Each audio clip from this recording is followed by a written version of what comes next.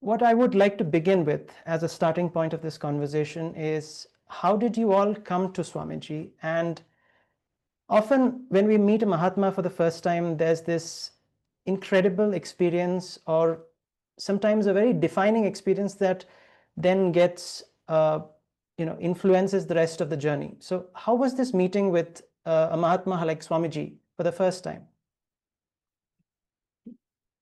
Let's see, myself. I had become interested in Indian philosophy and religious studies. I was a religious studies major, and I was studying that particular field of thought. And during my studies, in the very beginning, I became interested in transcendental meditation. This is the very beginning in the early 1960s, and Maharishi Mahesh Yogi and the Beatles and so forth had become quite well known around the world, and so I wanted to find out more about that, and I had a thirst for something, some greater feeling of spiritual insight. I'd had some experiences myself spontaneously. I didn't know what they were, but then I wanted to really kind of expand those and clarify those in my life, and so I thought transcendental meditation could be a help for me, and so I was initiated into transcendental meditation, and I began practicing that particular tradition.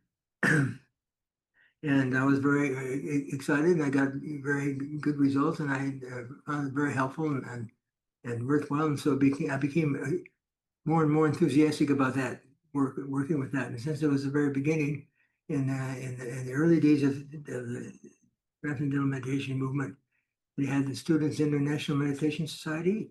That was the very beginning of Maharishi's work over here in California and the United States. And, and so I became very much involved with that. And so it was during those days that I met my wife, Denise.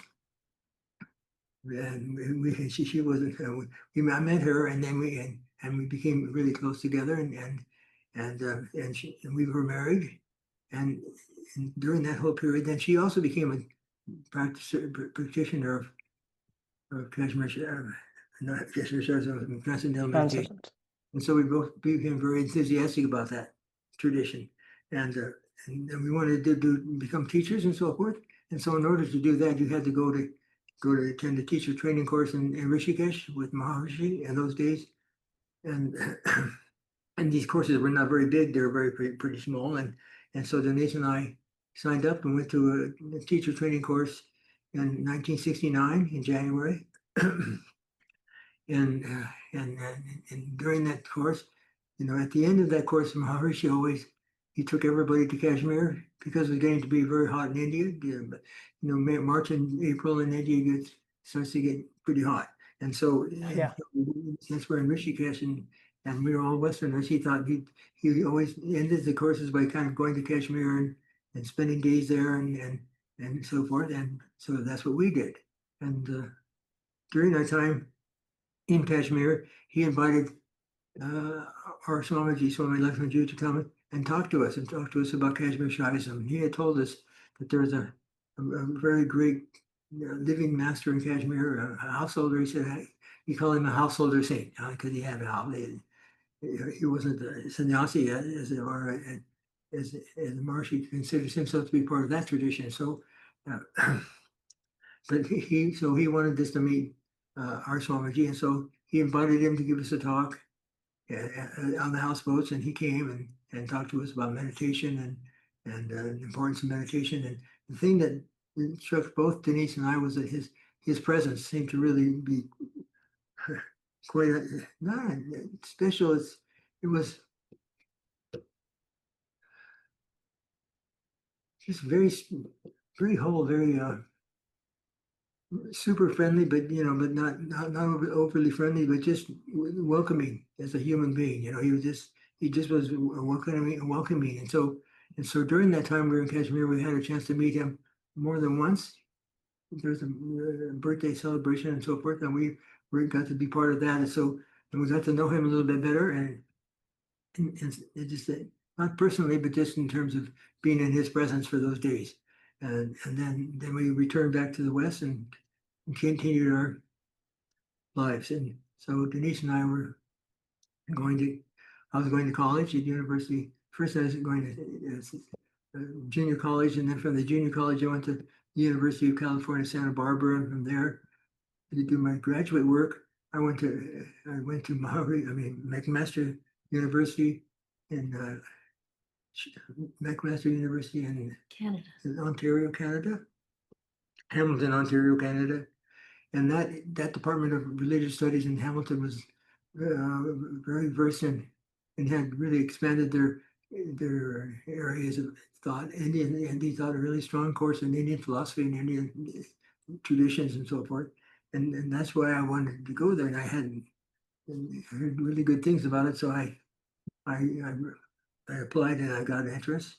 And so during my time there, in our studies of the six traditions of Indian philosophy and other subjects of that sort, the idea of Kashmir Shiism came up, and the professors were teaching me at that time, and many were quite well known and had written a lot on Indian philosophy, but none of them really understood Kashmir Shiism. They talked a little bit about it. They said, we just don't really know a lot about it, but we know this is a very, very, very deep, monistic tradition, and it's, it has a deep roots in Indian philosophy. I mean, Indian tradition and Indian history, and but otherwise, there's not much. It's really, they didn't know really a lot about it, and there hadn't been a lot published about it. A little bit on the side, like almost like in an Encyclopedia Britannica kind of thing. This is the brief understanding of Kashmir Shiism, but nothing in depth. And so we're a graduate course, and so they wanted to give us a deeper understanding, and they weren't able to do that. So when it came to me, for me to write my doctorate, I finished all the courseworks and everything was completed except that I had to do the theisty PhD thesis. And so, and trying to understand what I was doing, what I could do, and talking to my thesis advisor and so forth, it came to my mind that I wanted to study in India. I wanted to study with somebody who was actually a real living proponent of some tradition at that time. I didn't know, but I didn't want to go to the Banaras Hindu University or some university and study in the university. I wanted to study under some living master who really understood and lived the tradition. And so then in my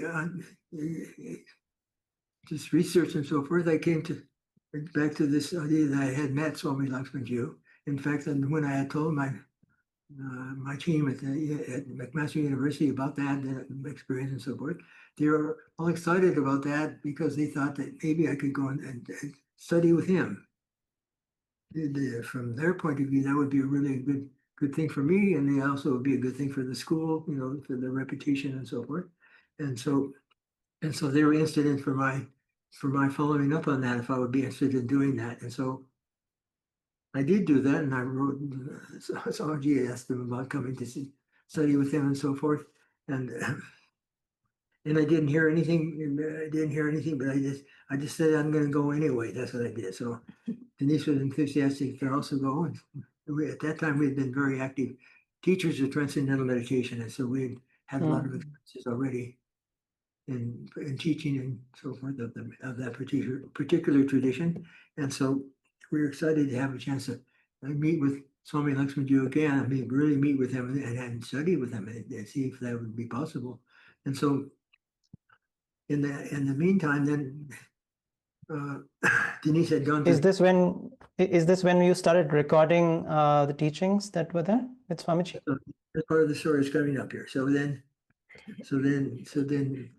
as part of it, for just my nature, is I thought I should try to make a recording of everything that I heard from Swamiji. I thought that it could be important for myself, of course, but also somehow I just felt it could be important for humanity just to have these recordings. And so somehow I went anyway. I went to Germany and bought the highest rated portable tape recorders that I could find. They call it Ur. It was the model name, and I spent a lot of money on that. I didn't have a lot of money, but I just did it. I bought that, and then Denise had been studying with Maharishi in Mallorca at that time. So I went and picked her up in Mallorca and off we went to India. And, and we had a little girl, Shauna, which is the Shauna you see here in this group picture here. Yeah.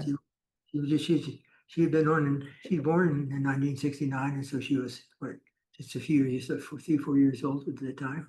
Yes. And so it was November, we went to Kashmir, I remember, and we arrived in Kashmir.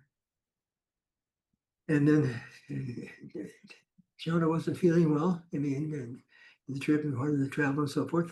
So we had rented a houseboat to stay on, and he, Shauna and my wife, and she stayed back, and I went to the ashram to meet Swamiji. Because on Sunday, Swamiji in those days, he met the public on Sunday. And Sunday afternoon, he had a lecture on Sunday in Kashmir, and then he would have everybody to his ashram, his house, and he would have tea. He would serve tea to everybody, and then everybody would just get to know each other more and so forth.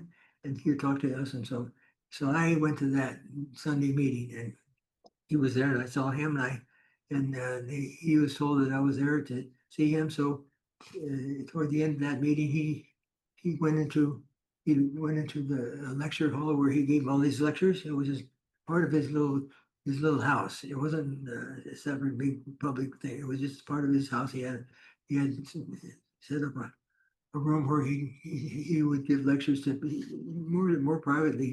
He didn't have big public lectures in those days, except on Sundays. Yeah. He would go to a public place and give a lecture in Kashmiri, but otherwise he was just more private. Devotees and he would give them appointments, and he'd meet with them at that lecture hall.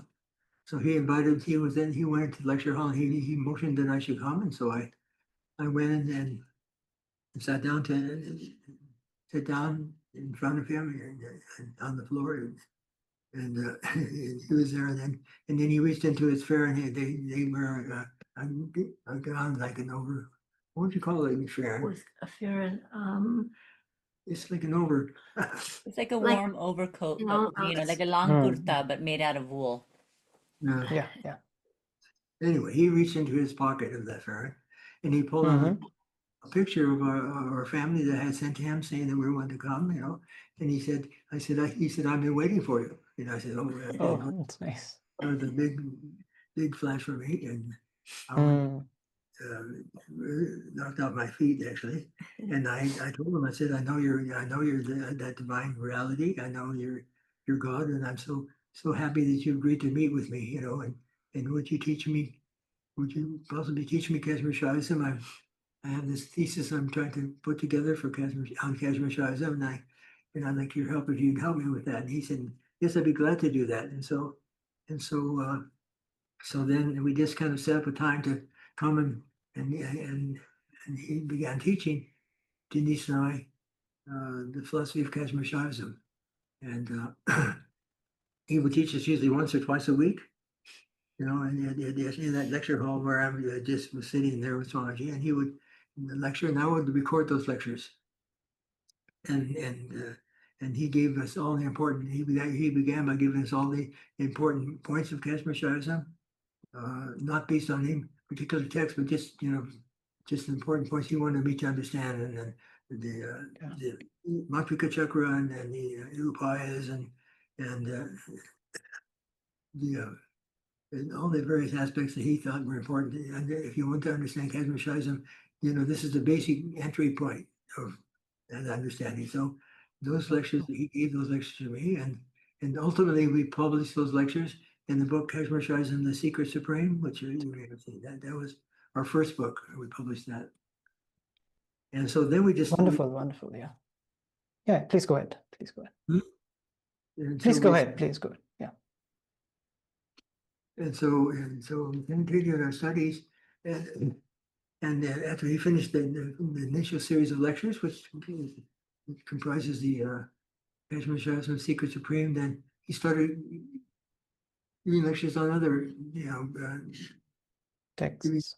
interpretations and explanations of other texts of Kashmir Shaivism, and all the years that I studied with him, he would take he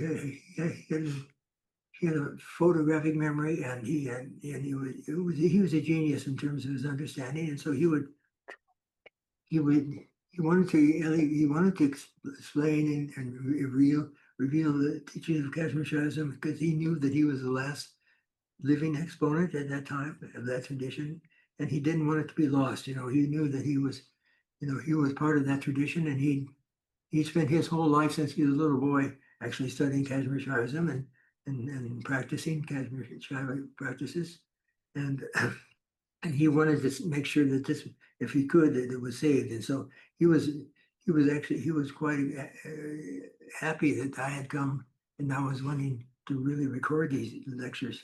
And when he found out that I had recording equipment that I could actually send a little $20 tape recorder, something like that, and everybody would bring their little cassette tape recorders if they were going to record, but the quality would be so bad you could hardly understand who was speaking.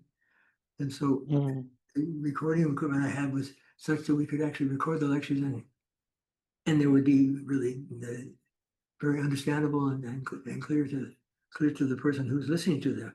And so he was excited about that. So he wanted to start revealing the text one at a time. And so we started with the Shiva Sutras as the first text, and then he went from there, and I became, after being with that understanding of his and listening to him more and more, and going listening to the Shiva Sutras and realizing that he had this huge understanding of this really great and very broad philosophy.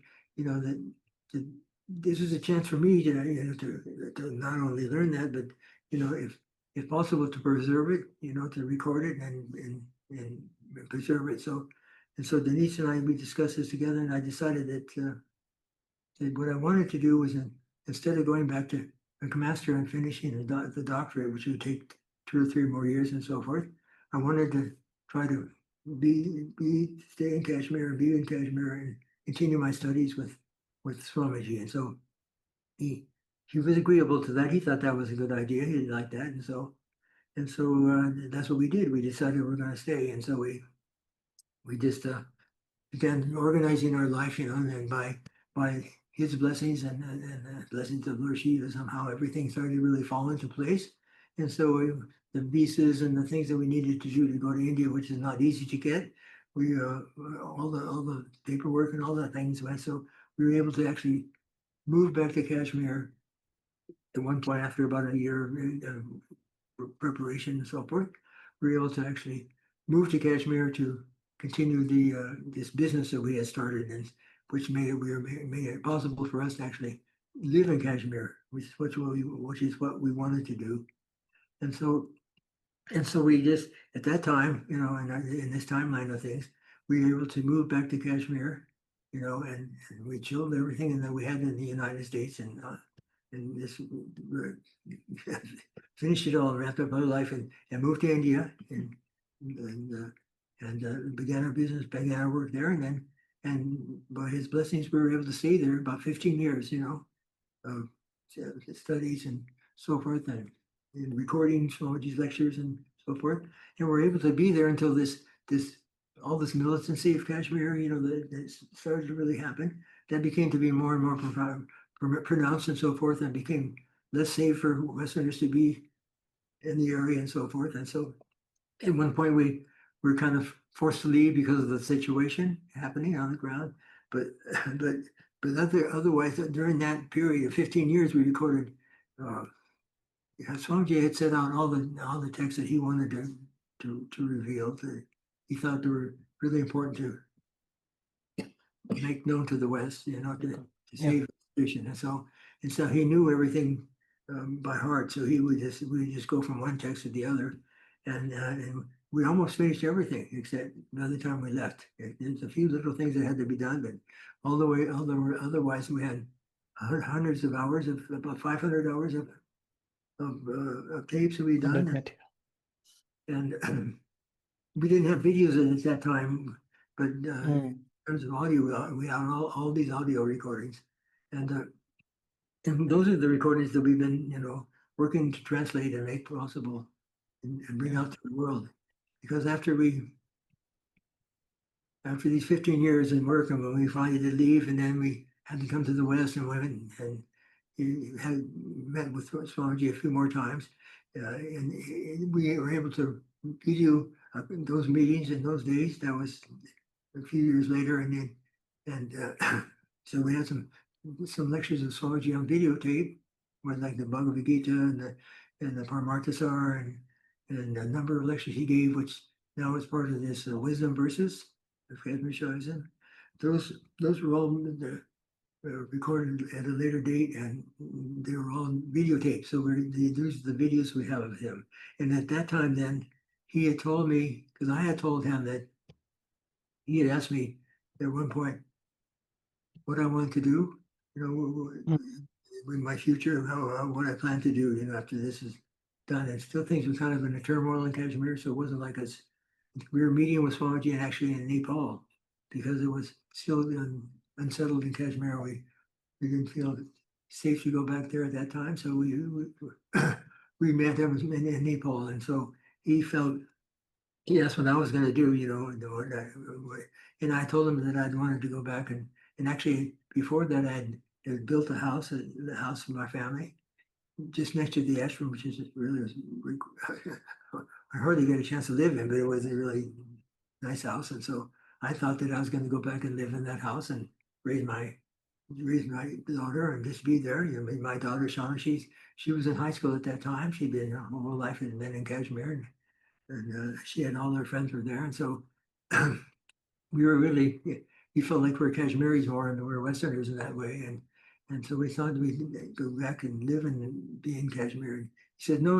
He said, don't come back here. He said, he said, I want you to go to the West, and I want you to back to the United States, and I want you to take my lectures and prepare them and publish them and make them available to the world. He says that's the most important thing, is that this teaching should be made available to everybody, not just keeping in that you have somebody else has it. So he says you should go back and take these teachings and preserve them so they're not lost, and then prepare them, and edit them and whatever you have to do, and make them ready and make them available to the world. And so that's what we did. We ended up moving back to Kashmir. Moving back to the West and to West. starting a life over here and setting up the Universal Shiva Fellowship and the Kashmir with the Lakshmanjoo Academy, and to preserve the teachings is the vehicles for which we are going to be able to do this in the West. And we met some really very important people that really helped us a lot.